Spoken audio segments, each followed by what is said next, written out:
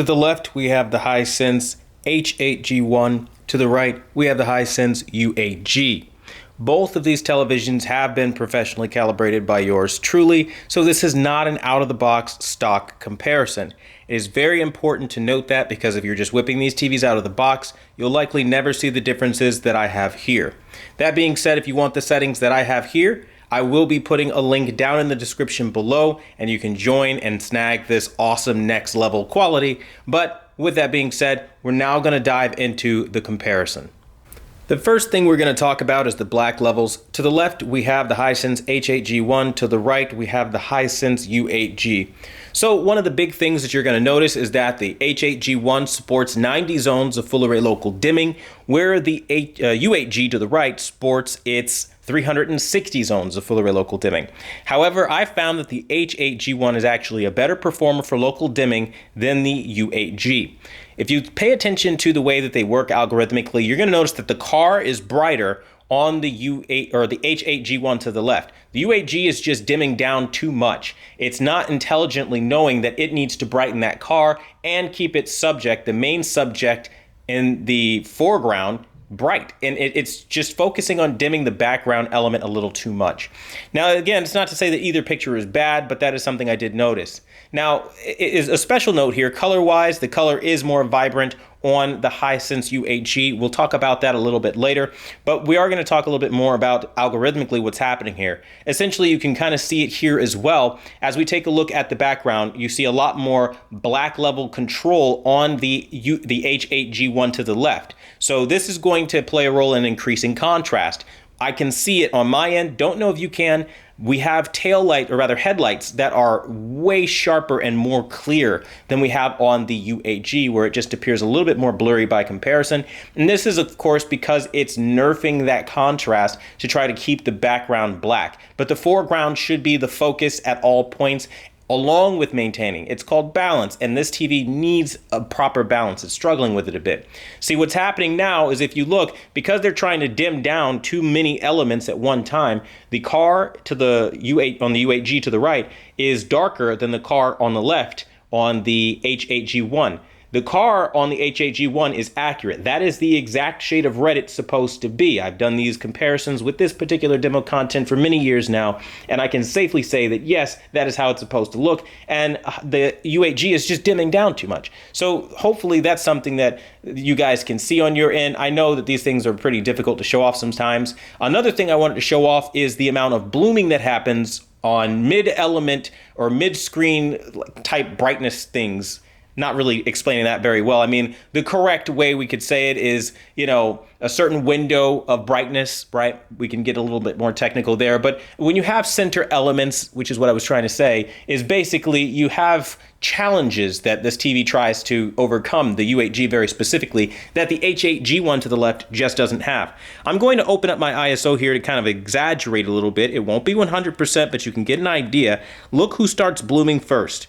The TV with 360 zones of full array local dimming. Now, this isn't supposed to happen in my personal opinion. In my opinion, it's supposed to be inky deep black on this while keeping those elements perfectly bright, because that's the whole point of packing more zones in. At this point, it starts to turn into more of a selling gimmick than an actual benefit when you're noticing that something with 90 zones from the same company is beating out something with 360 zones. This means that algorithmically they need to tighten up the black levels, which already, if we're being honest, are very good, but they're not as good as they can be, because here you see it's getting beaten by something with less zones. Now, maybe I got lucky and super won the panel lottery here, and maybe I got super unlucky and lost for the other TV. But the reality is this is something that exists today in this video, so at the very least you may or may not run into this. Another thing that I'm noticing is that clarity wise, because the H8G1 isn't trying to overbrighten everything, I have a lot more clarity in the car itself, and things like the little fine details of the door, the butler opening the door. I mean, little things like that I'm noticing a lot better. Now, of course, the brightness of the U8G is definitely apparent, and I do know that the U8G has the brightness advantage, but as you guys are clearly seeing, the glowing is there. Now we're going to turn our ISO back down to normal. Okay, and we're going to go on to the next example that I want to show you guys here, which is going to be this right here. So I'm going to actually have to lower it down a little bit more because there is an insane amount of clipping, but essentially this is an area where Hisense with the U8G does excel. So you're going to notice more clarity, you're going to notice more depth, because now when you have a more even spread of where the light should be placed, the algorithm knows where it should brighten and darken, if that makes sense, further proving that it is an algorithmic problem. So if we look to the left, we can see everything is dark. The right, everything is dark. It's inky. It's very inky, and both TVs have this inky quality to them. Now in the center, the plate is going to be really bright because the Hisense U8G has a higher brightness output than the H8G1. And of course, the primary colors and the quantum dots are more high-end, so we are noticing a lot more in the way of high-end quantum dots. And that's going to affect a lot of your primary colors, again, which we will talk about later. So most of the time, you're going to be watching videos or TV shows or whatever with black levels, and they're going to be looking like this. So I wanted to spend a lot more time just kind of showing you the differences in that the black levels are basically equivalent. But again, similarly, if we open up that ISO, the TV that starts blooming the most is going to be the U8G, and that's just something that we have to kind of be honest about. Now, people can lower down their ISO to like sub 100, like right here, and go, wow, they're both OLED, but like that's a game that people like to play. ISO, for anybody that doesn't know, is your camera sensitivity to light. We can play very dirty tricks as AV YouTubers with you to make you believe whatever narrative we want to spin. So at this point, it's all about who you're willing to trust, because somebody might have different information from the showing that you're getting right here. The reality is I don't play any tricks, and what you see is what you get. And the U8G definitely is showing stronger blooming a lot faster, as you see, because let's see, when we go down to 0, right, and we're all the way at our lowest point, and we start ramping up that ISO, the U8G comes in with that blooming a lot faster than the H8G1, and that is something that you will see in the real world. So I did want to very clearly and thoroughly and redundantly drive that point home for you guys about the black levels. So next, we're going to talk about the brightness of both of these displays. I think it goes without saying that the Hisense U8G is the brighter of the two televisions easily. However, if you take a look at what's going on with the H8G1, you're still seeing it's holding its own with the highlight placement. Typically what you'd see is highlights dimming down dramatically when a TV has a lower brightness count. But because this TV is really an ace at where it renders and places highlights, it's actually keeping up with a TV that has a significantly higher brightness output in a very decent way. And you're seeing, really, as I look at it, both do exceptionally well. And honestly, if I'm looking at both pictures, on the side of the man's cheek, there is a bright highlight that casts that doesn't really show up as strongly on the Hisense U8G, even though it has the extra brightness. So this thing, the H8G1, is really, quite frankly, really wonderful for the price point, especially considering it's edging out the U8G in a lot of different areas. Now we can go to some more scenes, and you guys can kind of see overall the brightness is going to hold very well. It's going to look very comparable, and you're going to have a lot of different elements that are going to just really kind of show up in a way that you wouldn't expect. If you look at this scene, it's going to be almost impossible to see because there is a ton of clipping happening on the camera. So I'll just have to walk you through what I'm seeing here. But essentially, all of it is so much brighter on the Hisense H8G1 to the left. You have a brighter glow of fire. You have every light, every highlight is placing accurately is the word I would use. Where I look over at the U8G and it's not as intense or as accurate as it really needs to be. And I think, again, this has a lot to do with the dimming algorithm. Maybe it's trying not to give you the most aggressive highlights out there, which honestly, in my personal opinion, is the wrong approach for this kind of thing. Now, color is more vibrant on the U8G overall, but the H8G1 isn't falling too far behind, and actually in some areas, like in magenta to be very specific, it pulls ahead. And I mean, really, you can kind of go back and forth all you want, but when you talk about brightness, I think even though this isn't the brighter TV, it does a good job, as you're seeing here, a perfectly black, more or less, image with contrast elements popping off on it, like the brightness here, and it's still holding its own incredibly well against the U8G. And in fact, it's exhibiting brightness a lot quicker. Now, how I know it's exhibiting brightness faster than anything else, something you guys won't be able to see, is on my camera, I have something called zebras, and they show me when something starts clipping above the peak white levels that I set in the camera. So I'm immediately able to tell you what TV starts clipping, peaking, and showing way more brightness a lot faster than the other one. And the H8G1 has more clipping points than you have on the U8G to the right, and this means that the brightness levels are substantially higher. Now, again, brighter isn't always better, but you guys get what I'm saying. Now, as I look at this image with my naked eye, they are basically essentially a tie, and it's really just kind of boiling down to that. Now, as I look at this again, the H8G1 is taking the cake. It's showing the zebra marks on the camera a lot faster. And again, just looking at it with my naked eye, I see clearly that the highlight placement is just better. So when something is really bright on the screen, the H8G1 is going to hone in on that stuff, find it, brighten it up, and keep the surrounding areas as dark as it possibly can. I mean, like even in this scene, like it's just brighter. And I'm seeing a lot more highlights, bright highlights get brighter on the H8G1, which really is concerning for the U8G because it's supposed to be that's supposed to be its forte. But we're seeing here that you really shouldn't be writing off any TVs this year coming out of Hisense because TVs like this happen, the absolute sleeping giant. Now we're going to talk about skin tones. Skin tones are one of those things that I guess a lot of people have a subjective feeling over, but today I'll be telling you guys what I'm seeing here. So essentially, the Hisense H8G U8G is taking the cake as far as the skin tones go. For whatever reason, the H8G1 is just favoring a lot more of a cooler look, which does tend to make skin tones look a bit more pale by comparison.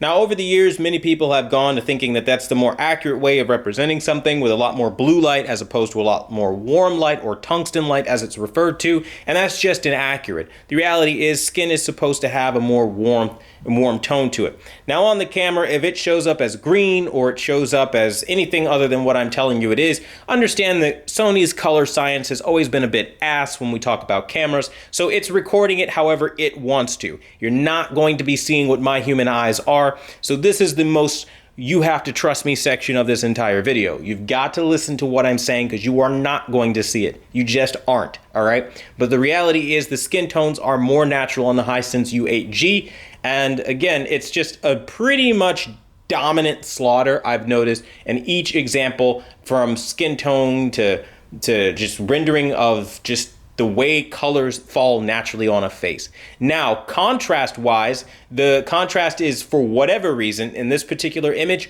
way sharper on the Hisense H8G1. We can maybe say that it's because I'm comparing a 65-inch television to a 55-inch television, but that's not it, because these are contrast differences I'm noticing now. So I'm noticing a stark amount of depth being drawn out of the image, and things like the slit in her lip and the cut in her hairband and the flower, each individual petal. That's a rendering thing. And so the processing is working way harder and better on the Hisense H8G1 than it is on the flagship model. And this kind of falls through into the next image. When you look at this guy's face, you're looking through that image to the left on the H8G1 versus at the image to the right on the Hisense H8 or U8G.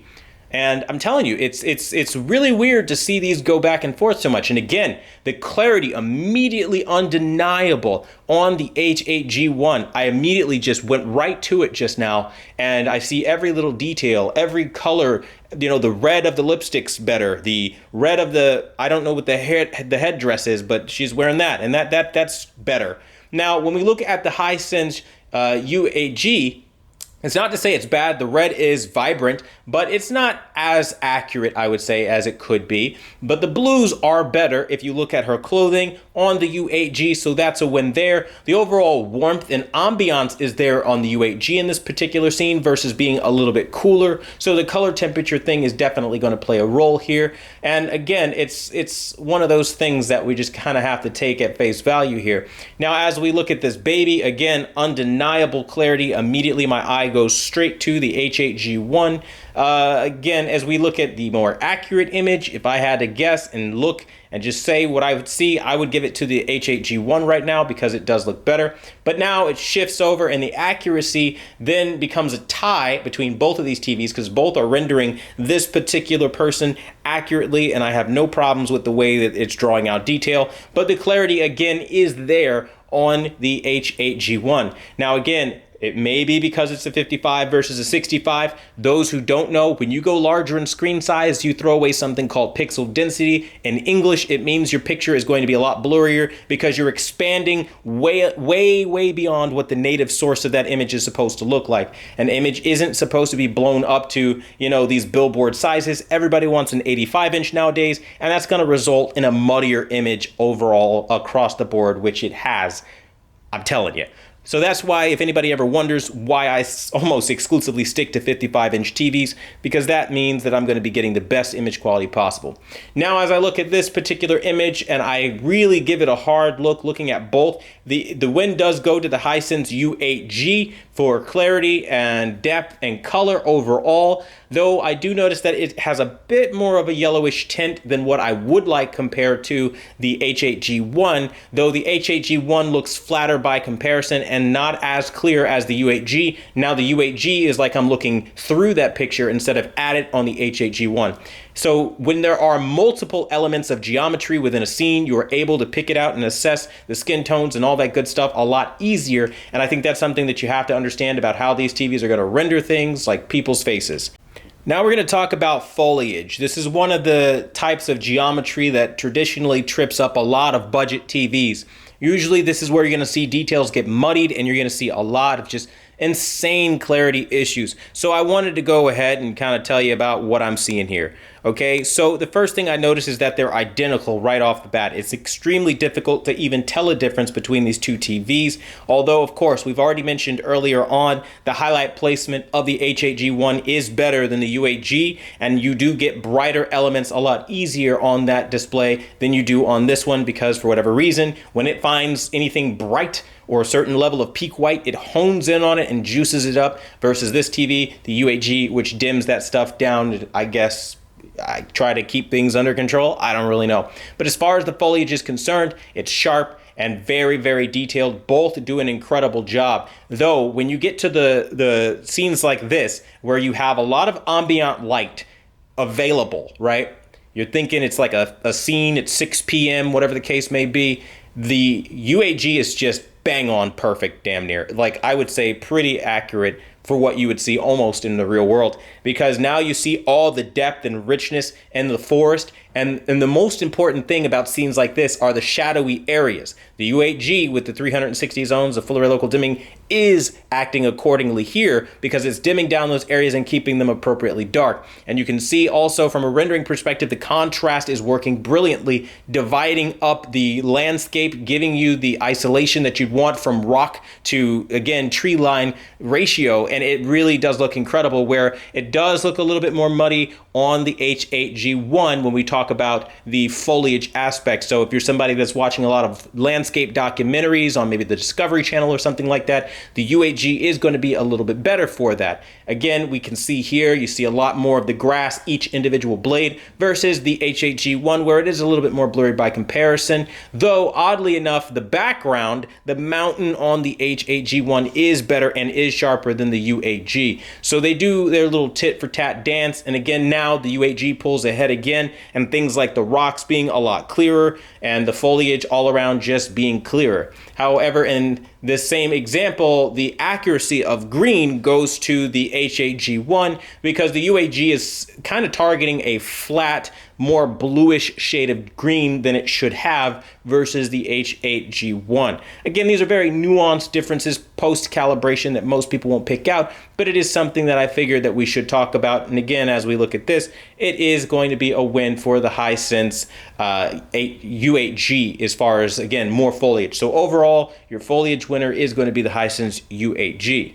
Now we're going to talk about the anime aspect of this television. I can safely say both TVs do an incredible job. The U8G with its nice brightness, but the H8G1 is definitely no slouch. It hones in and finds the bright parts of the images I was telling you. So when you find explosions in the anime scenes that you love, you're going to see it a lot easier. Now, there's a lot of brightness here. I'm going to have to lower it down because we have massive clipping right now. But you can definitely see the brightness advantage of the H8G1 in this image. It just finds highlights easier, like Bakugo's hand right now. All that stuff is coming through a lot better on the H8G1. Black levels for both right now, absolutely incredible, very inky, very deep, rich colors all around. Both look absolutely marvelous, though again, it's that highlight detail where highlights are sharp is the word I would use. They're poppy and sharp on the H8G1, where on the U8G, they're just a little bit less pronounced, and that does reduce from clarity. And again, either way you go, both look pretty good. I'm going to have to reduce even further some brightness because it's just really bright. The accuracy on this scene went to the U8G. Now as I look at this particular one, it's again the U8G, better color. Eyes immediately gravitate towards that clarity.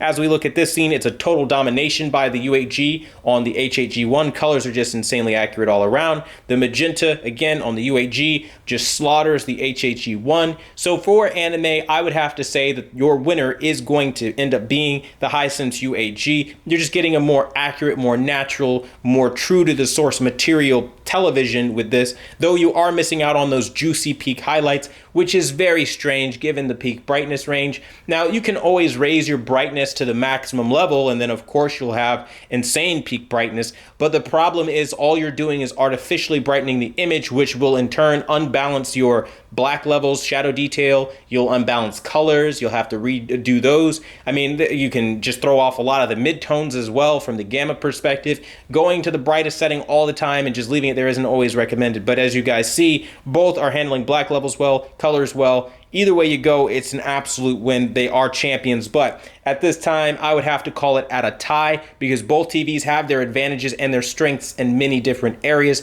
And if we look at the extra features on the U8G, like the hands-free voice control, if we look at the accuracy, like of cyan right here, so some color accuracy, we look at the higher-end quantum dots, the higher level of peak brightness, the corner-to-corner brush metal design with chrome bezel and chrome emblems. Like it's a more premium TV. 4K 120 hertz with VRR. Hisense U8G all day is taking the cake on that. Look at this scene. Hisense U8G again coming through and slaughtering. So again, they do trade back and forth. And as you guys heard throughout this entire video, it's not necessarily just as easy as, oh, one's a budget TV, write it off. And I really hope that by showing this off and doing a full in-depth analysis, you guys are able to kind of understand which one is better in what areas and why.